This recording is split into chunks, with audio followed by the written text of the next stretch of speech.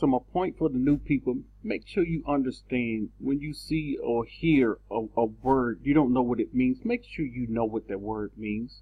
Barak was the leader of the men as far as fighting goes. And this is what happened. He had to go to her. Then she sent and called for Barak, the son of Ibnam, from Kadesh of Naphtali, and said to him, have not Yahuah, the mighty one of Yasharal, commanded? This is what she said. Go. Here is the word from a female, and deploy troops at Mount Tabor. Take with you 10,000 men. Remember, she is the one speaking for the Most High with the authority. She's the judge. She's the prophetess with the authority to speak. And none rebuking her. None telling her be quiet. None telling her you're not to have authority over men. Take with you 10,000. And the sons of Naphtali and the sons of Zebulun. And against you I will deploy, and against you I will deploy Sisera, the commander of Jabin's army, with his chariots and his multitude at the river Kishon. And I will deliver him into your hand. This is what the Most High said. Now watch what he said. And Barak said to her, if you will go with me. He want her to go? She's a woman. Wait a minute. He honored her authority, and he's afraid to go without her, even though he got the word to go. You see how much he honored her authority and power? If you will go with me, then I will go. But if you, look, watch this. But if you will not go with me, I will not go. He's saying, I'm not going if you don't go. I want you to go with me. It's almost as if I need assurance of this. I'm not too sure if I can do this without you. I need you with us. She's not going to fight. He want her to go with her. So she said, verse 9. So she said, I will surely go with you. Look at this. This is huge here. She's telling him, and let me stroll here. I will surely go with you. Nevertheless, there will be no splendor for you. There will be no splendor for you in the journey you are taking, for Yahuah will sell Sisera into the hand of a woman. Do you see this? Do you see this? She's saying there will be no splendor for you, and that the Most High is going to deliver this into the hand of a woman. Then Deborah arose and went with Barak to Kadesh, and Barak called Zebulun and Naphtali to Kadesh. He went up with 10,000 men under his command, and Deborah went up with him. You have to get this. Verse 14. Then Deborah said to Barak, up, here it is. It's time. Now it's time. This is what she's saying. Get up. Here it is. Time to go. This is the day in which Yahuah has delivered Sisera into your hand.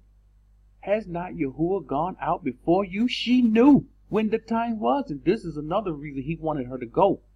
He was like, I don't know exactly what day, but here it is. She's telling him when to go. So Barak went down. He listened with Mount Tabor with 10,000 men following him, and Yahuah routed Sisera and all his chariots and his armies with the edge of the sword before Barak. And Sisera alighted from his chariot. He got down from his chariot and fled away on foot.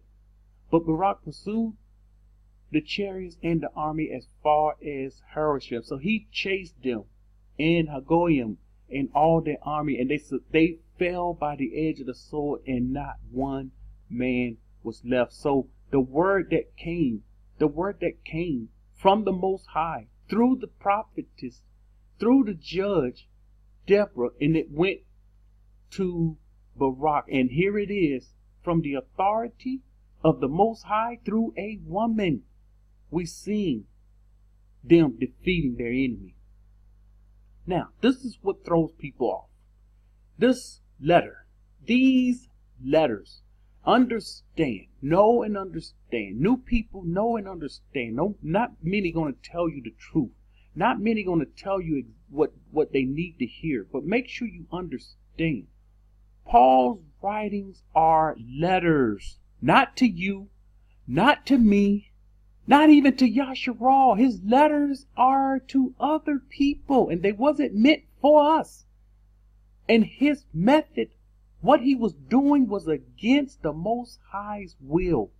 He didn't mean for us to be scattered in all the earth unless we commit iniquity. Make sure you understand. See, when you have a footing, when you have a foundation of how things are supposed to be, you won't get tripped up when someone tries to send you all over the world. It's the enemy that want us scattered all over the earth. It's the Most High that want us operating inside the land, our land, within the borders.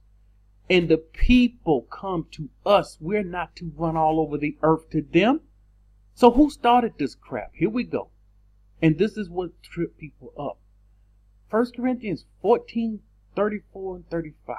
You know, I don't go into these letters because, again, they're not meant for us, and we can find our way without them. We have to go back to the old. Let your women keep silent in the assemblies, for they are not permitted to speak. Now, this is something the churches don't proclaim, but a lot of the camps are proclaiming this, that the women are to keep silent. Because remember, they say Paul is legit. And so if they are to be silent, that means they can't speak. They're not permitted to speak.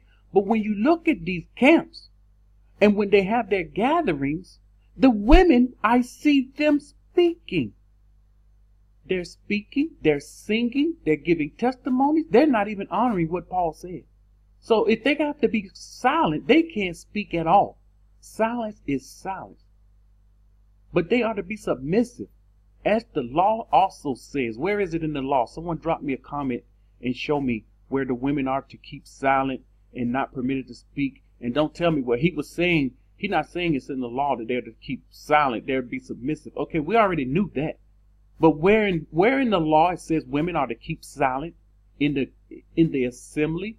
Someone please, the one that Pauline people will come and defend him. So these defenders, again, I don't know his father. What is that? Never been addressed by anyone. Who is his father? And why is it you're defending someone you don't even know who he is? How is this? But I need to know where is in the law that the women are to keep silent.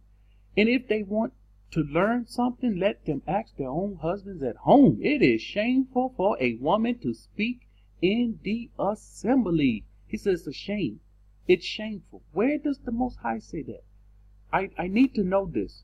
Where did it come out of his mouth? 1 Timothy 2, 9 through 12. In like manner also, that the women adorn themselves in modest apparel, with all propriety and moderations, not with braided hair. This is another one. These camps, they refuse to put this one. They refuse to enforce this one because they let the women braid their hair, or with gold or costly clothing, but which is proper for a woman professing goodness and good works. Let a woman learn in silence with all submissive. And I do not permit a woman to teach or have authority over a man, but be in silence. Remember, Paul is saying, I don't permit. He's not saying Yahuah do not permit.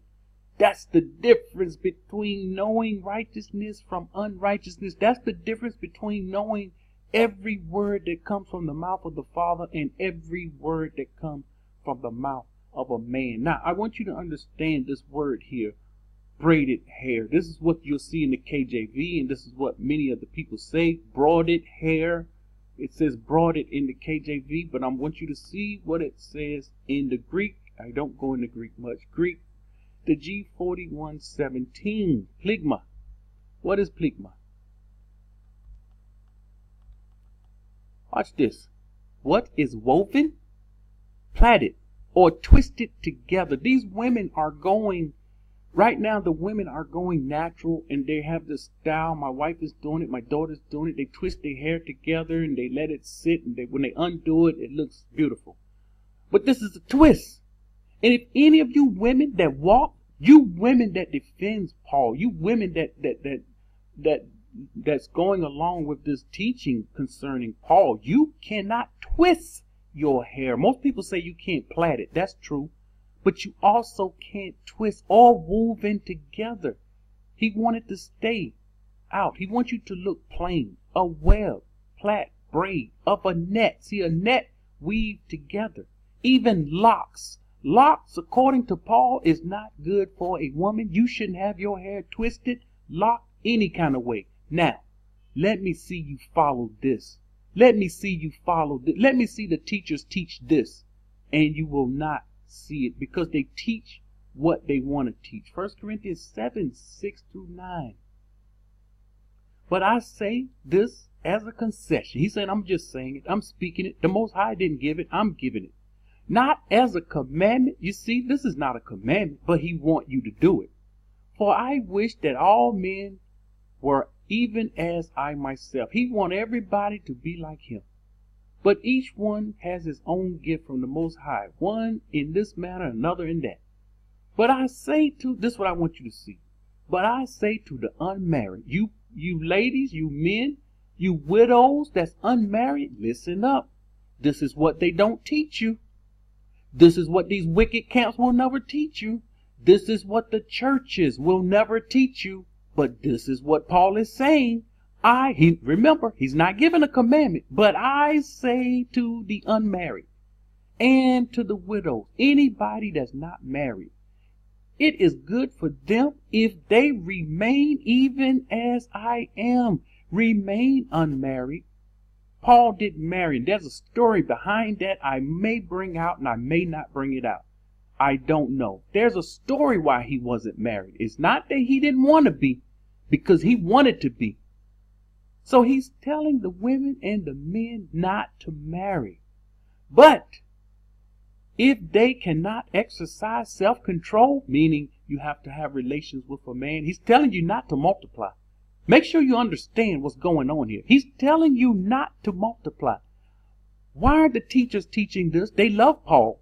You people that defend him, come and defend this. In the comment section, come and defend this. Why are you having children? It's best not to have children according to Paul. But if they cannot exercise self-control, you can't control yourself. It's natural for a woman want to be with a man. Don't feel bad, women. That's normal. It's normal for a man want to be with a woman. Don't worry, men. That's normal. That's how the Most High created us. He created us that way. He didn't create us to have a desire for the same sex. That's wickedness. So Paul is telling you, you should have self-control. See, the first man and the first woman, he's saying they should have had self-control. Let them marry if they can't have self-control. For it's better for them to marry than to burn with passion. Now, what did the Most High say? We know what he said. Genesis 1:28. Then Yahuah baraked them. And Yahuah said to them, this is what he said. Don't marry? No. Be fruitful and multiply. Fill the earth. He wants us to be fruitful and multiply. Fill the earth. Subdue it. Have dominion over it. This is what the Most High have said. Genesis 9:7. And as for you, be fruitful. Here it is again. And multiply. The Most High wants you and I to be fruitful and multiply. My grandmother had 12 children. She was fruitful. She multiplied, and her children had children. My brother and my brother-in-law had 8 apiece. They were fruitful. They multiplied. And I believe if both of their lives wasn't cut short, they would have had more. Fruitful and multiply. Bring forth abundantly. He wanted us to bring forth abundantly in the earth and multiply in it. The Most High said for us to multiply in it. Now, none of Yahuah had a problem with this. This is something you will never find in Scripture where Yahuah got in trouble for having for not having kids. Never will you find this in scripture.